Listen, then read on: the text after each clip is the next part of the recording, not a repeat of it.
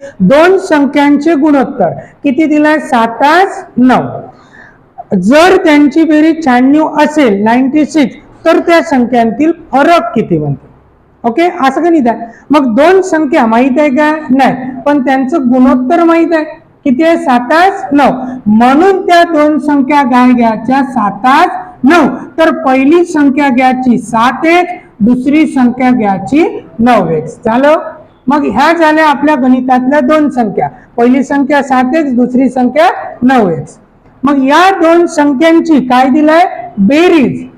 बेरीज म्हणून दोघांची काय घ्यायची बेरीज. 9x आणि 7x ची बेरीज किती होते 16x. म्हणजे या दोघांची बेरीज झाली 16x.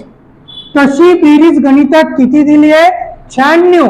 मग हे 16x म्हणजेच किती दिलं 96. 16x म्हणजेच किती दिलं 96. मग x बरोबर हे जे गुणाकारात आहे x सोबत 16 ते याला काय जाईल भागाकारात. 96 भागेला 16 म्हणजेच किती रे x ची किंमत किती आली 6. मग संपूर्ण गणितात x ची किंमत किती 6. म्हणजे साइन साठी, कारण x ची किंमत 6, साइन साठी पहिली संख्या 42 आणि 9 सक किती 54. काय विचारलं तर त्या संख्यांतील फरक किती. म्हणून 54 मायनस 42.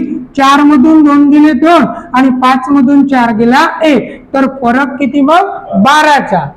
असं करू शकता. ओके, क्लिअर, लक्षात येत आहे. पाहता है ना.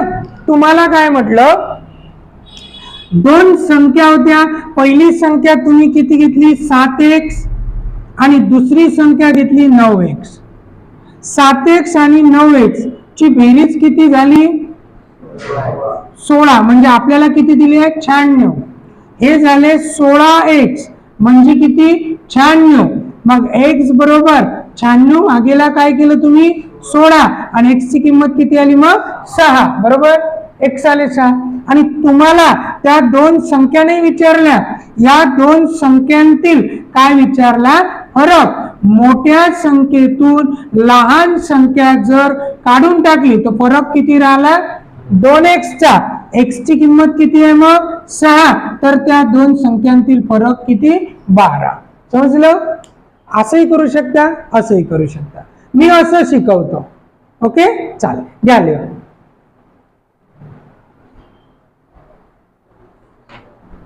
दोन संख्यांचे गुणोत्तर 4:5 आहे. मग ज्या अर्थी दोन संख्येचं गुणोत्तर 4:5 असेल त्या अर्थी पहिली संख्या होते 4x, दुसरी संख्या होते 5x. आणि काय दिलं जर त्यांची बेरीज 135 असेल. मग या दोन संख्येची बेरीज दिली ना बेरीज. मग 5x आणि 4x बेरीज किती होते 9x है ना. आणि 9x म्हणजेच किती दिलं 135. मग x बरोबर किती 15. कारण 15 गुणेला 9 135 135. ओके, ठीक झालं 15. मग आपल्याला काय विचारलं तर त्या संख्यांतील फरक किती. फरक म्हणजे वजाबाकी. मग 5x आणि 4x चा फरक कितीचा आहे ते 1x चा. आणि x ची किंमत किती आहे 15. मग त्या संख्यांतील फरक किती 15. असं करू शकता. झालं उत्तर. पण संख्या जर शोधायच्या असेल 15 चौक 60, 15 पाची 75. त्या संख्येतील फरक किती तर मग 15. पण गणित इथंच निघालं. फरक 5x 4x 1 चा फरक आणि 1 ची किंमत किती आहे 15. ओके, चला घ्या दुसरं गणित. दोन संख्यांचं गुणोत्तर दिलाय 9:4. मग गुणोत्तर आहे 9:4. पहिली संख्या झाली 9x, दुसरी संख्या झाली 4x. झालं. शब्दाला समजून घ्या, पाठ करू नका. ठीक. गुणोत्तर दिलं, ह्या दोन संख्या घेतल्या. हे गुणोत्तर आहे, ह्या संख्या आहे, फरक आहे दोघांत. ही पहिली संख्या 9x, ही दुसरी संख्या 4x. पण ह्या संख्या होणार नाही. या संख्येचं हे काय असेल गुणोत्तर. ठीक आहे ना. गुणोत्तर वेगळं, संख्या वेगळ्या. उदाहरणार्थ गणितातल्या संख्या असेल 30 आणि 20. पण या दोन संख्येचं गुणोत्तर काय असेल? 3:2. गुणोत्तर वेगळं, संख्या वेगळा. क्लिअर? लक्षात येत आहे? चाल, मग आता ह्या झाल्या आपल्या संख्या, आणि त्यांनी म्हटलं जर त्यांच्यातील फरक 75 असेल. आता यावेळेस फरक दिला ना, मग फरक म्हणजे मायनस, वजा बाकी. 9x आणि 4x मधला फरक कितीचा? 5x चा, आणि तोच फरक किती दिला? 75. मग x बरोबर किती? 15. ओके, ठीक. आणि आता काय म्हटलं? त्यांची बेरीज किती? संख्या नाही विचारल्या, मग तुम्ही संख्या नाही काढल्या तरी चालते. डायरेक्ट काय करू शकता? बेरीज. 9x आणि 4x किती होते? 13x, आणि x ची किंमत किती आहे? 15.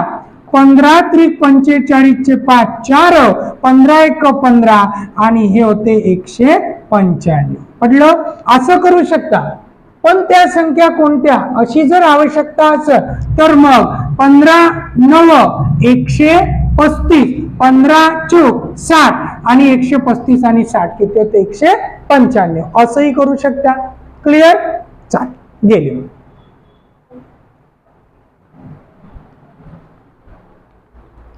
पाचवं गणित काय म्हणते? है ना, की दोन संख्यांचे गुणोत्तर दिलाय 5:8. मग दोन संख्यांचं गुणोत्तर आहे 5:8. मग पहिली संख्या आहे 5x, दुसरी संख्या आहे 8x. झालं इथपर्यंत? ठीक. मग पहिली संख्या 5x, दुसरी संख्या 8x. जर त्यांच्या वर्गातील फरक म्हणते, त्या दोन संख्यांतील फरक म्हणते का? नाही, त्या दोन संख्यांच्या वर्गातील फरक म्हणते. मग आता या 5x चा वर्ग, 5x चा वर्ग असं म्हणा. त्या दोन संख्यांच्या वर्गांतील फरक 5x चा वर्ग आणि इकडं 8x चा वर्ग. समजलं? त्या दोन संख्यांच्या वर्गातील फरक असं म्हटलंय ना. ठीक. मग आता तुम्ही 5x चा वर्ग करू शकता. किती होते? 25x चा वर्ग. 5 चा वर्ग 25, x चा वर्ग x वर्ग. 8 चा वर्ग 64, x चा वर्ग x वर्ग असं म्हणणार. या दोघांतील फरक दिलाय. आता 64 आणि 25 चा फरक काढा. किती येते? पहा, 14 मधून 5 गेले 9 राहिले, 1 दिला. 6 मधून 3 गेले 3, 39 x चा वर्ग. ओके, झालं. आणि तो फरक किती दिलाय तुम्हाला? 156. आता जी किंमत भेटन तुमची ते भेटन x वर्गाची.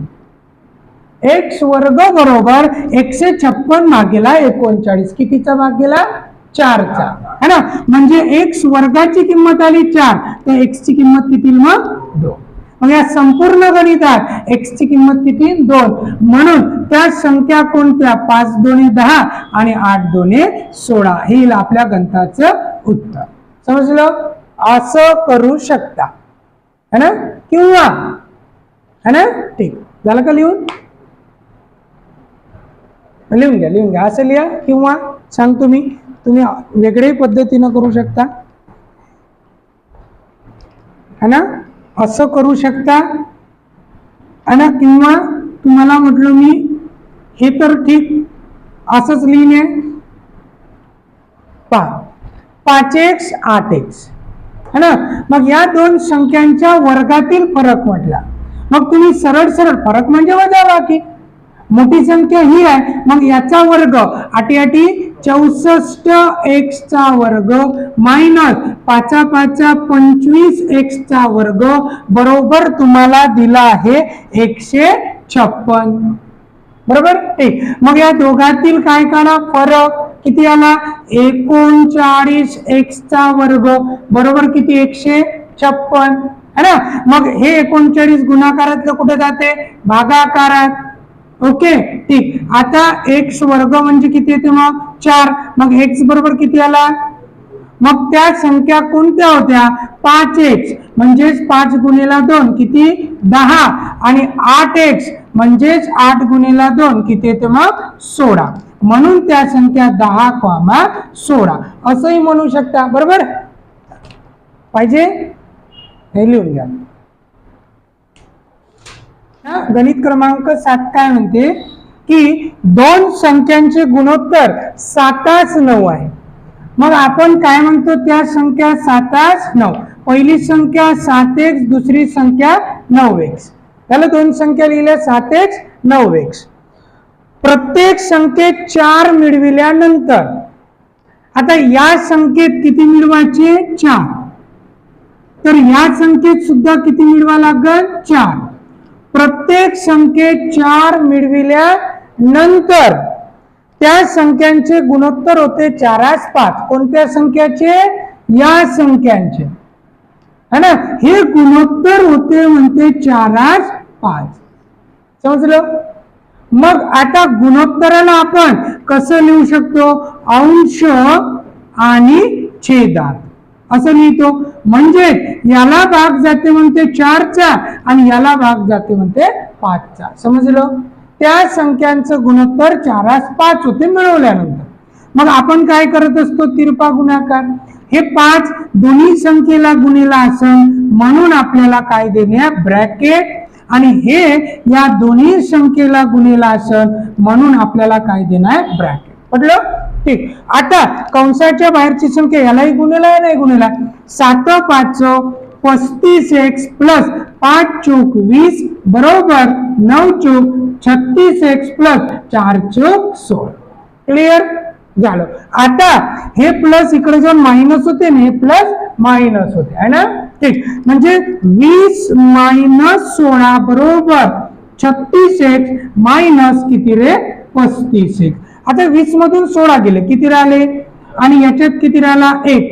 x ची किंमत किती आली, 4. x ची किंमत भेटली 4. पण आपल्याला काय म्हणते, तर त्या संख्या शोधा. संख्या कोणत्या, 7x आणि 9x. म्हणून त्या संख्या 7 चूक 28 आणि 9x म्हणजे 9 चूक 36. तर 9 नंबरचं गणित काय म्हणते, दोन संख्यांचे गुणोत्तर 8-3 आहे. म्हणजे पहिली संख्या झाली 8x आणि दुसरी संख्या झाली 3x. मग आता त्या दोन्ही संख्येतून किती कमी केले, 5. म्हणजे इथे ते 8x - 5 आणि इकडे ते 3x - 5. दोन्ही संख्येतून 5 कमी केल्यास त्या संख्येचं गुणोत्तर होते म्हणते 7-2. म्हणजे हे झाले 8x - 5 भागेला 3x - 5 7/2. काय करतो, तिरपा. आता 8 दोने 16x - 5 दोने 10. 7 3 21x - 7 5 35. हा मायनस इकडे जाऊन प्लस होते आणि प्लस इकडे जाऊन मायनस होते. हा इकडे आला तर हा झाला 35 - 10 आणि हा 21x प्लस मायनस 16x. आता या दोघांची मायनस किती होते, 25. आणि या दोघांची वजाबाकी किती होते, है ना, 5x. म्हणजे x ची किंमत किती आली, x म्हणजे भेटले 5. त्या संख्या कोणत्या नाही म्हटलं, आता काय म्हटलं, तर त्या संख्यांची बेरीज किती, त्या संख्यांतील फरक किती. मग आता त्या संख्यांतील फरक म्हणजे 8x - 3x फरक कितीचा आहे, 5x चा. म्हणून 5 गुणिला x ची किंमत किती, 5. तर या गणिताचं उत्तर किती, 25. समजलं. घ्या लिहा वाटल्यास. 16 नंबरचं गणित असं म्हणत आहे की इथं 3 संख्यांचे गुणोत्तर दिले आहे, 5 3 2. मग 3 संख्यांचे गुणोत्तर आहे 5 3 2. मग पहिली संख्या आहे 5x, दुसरी आहे 3x आणि तिसरी आहे 2x. झालं सेम. आता जर त्यांच्या वर्गातील फरक, मग आता 5x चा वर्ग किती होते, 25x चा वर्ग, 9 चा वर्ग 9 3 3 9x चा वर्ग, 2 चा वर्ग 4x चा वर्ग. त्यांच्या वर्गातील फरक दिलाय 640. तर त्या संख्या शोधा म्हणते. ओके. त्या संख्यांच्या वर्गांची बेरीज दिली आहे. यांची काय दिली, बेरीज. बरं, आपण या संख्यांचा काय काढला, आता वर्ग, आणि या वर्गांची काय दिली तुम्हाला, बेरीज. है ना. ठीक. मग आता या सर्वांची बेरीज करा. किती आली? 38x चा वर्ग आणि तो आपल्याला दिला आहे 342 आणि काय भेटन? x चा वर्ग. आता 38 न कितीचा भाग देते? 342 ला 9 चा. आता x म्हणजे किती? मग 3. 38 गुणिला जर 9 केलं ना तर 9 8 72 2 7 आणि 9 त्रिक 27 आणि 7 किती होते? 34. ओके. ठीक. मग x ची किंमत आली 3 आणि आपल्याला काय विचारलं? तर त्या संख्या कोणत्या? तर त्या संख्या ह्या आहे ना. मग आता 3 5 त्रिक किती? 15, 3 त्रिक 9 आणि 3 दोने 6. तर त्या संख्या कोणत्या? 15 9 6 असं करू शकता. घ्या लिहून. है ना. ते किती दिलं आपल्याला? 2 3 4. 2 3 4. मग पहिली संख्या येते 2x, दुसरी संख्या येते 3x, तिसरी संख्या येते 4x. ओके. प्रत्येक संख्येत 5 मिळविल्यानंतर म्हणजे याच्यात पण आता किती मिळवायचे? 5. याच्यात पण मिळवायचे 5 आणि या संख्येत पण मिळवायचे 5. ओके. प्रत्येक संख्येत 5 मिळवल्यावर त्या संख्या साहजिक मोठ्या होईल. जर ही 20 असेल तर ही 25 होईल, ही 30 असेल तर 35 होईल, 40 असेल तर 45 होईल. म्हणजे ह्या प्रत्येक संख्या 5 न मोठ्या केल्या. ओके. ठीक. मग त्याच्यानंतर काय होते म्हणते? त्यांचं गुणोत्तर 9 13 17 होते. म्हणजे या 3 संख्येचं गुणोत्तर 9 13 17 होते. ओके. म्हणजे शब्दाकडे लक्ष द्या. कोणत्या तरी एका संख्येनं हिला जाईल 9चा भाग, हिला जाईल 13चा भाग, हिला जाईल 17चा भाग असं त्याचं म्हणणं आहे. तर त्या संख्या कोणत्या? ओके. मग आता 3 जर आलं ना तर याला कसं सॉल्व करायचं? तर याला जे गुणोत्तर लहान दिसते ना ते 2 पकडायचे. म्हणजे 2x + 5 अपॉन 3x + 5. आता याला जर भाग दिला तर कितीचा जाते? 9चा. आणि याला जर भाग दिला तर कितीचा जाते? 13चा. हे नाही घेतली तरी चालते. ओके. आणि सेम काय करायचं? तिरपा गुणाकार.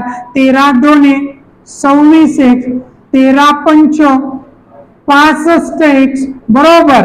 आता 9 त्रिक 27x आणि 9 5 45. आता साहजिक है ना. साहजिक आता हा जो आहे हा इकडे जाते आणि हा इकडे येते बरोबर. म्हणजे 65 मायनस किती रे? 45. तर 27x मायनस किती? 26x. आणि इथं किती राहिले? 20. म्हणजे किती? x ची किंमत आली 20. तर त्या संख्या कोणत्या? तर साहजिक 2x 3x 4x. मग 2x जर म्हटलं तर 2 गुणिला किती? 20 किती येते? 40. 3x जर म्हटलं तर 3 गुणिला 20 किती येते? 60. आणि 4x म्हटलं तर 4 गुणिला 20 किती येते? 80. तर त्या संख्या 40 60 80. ओके. घ्या.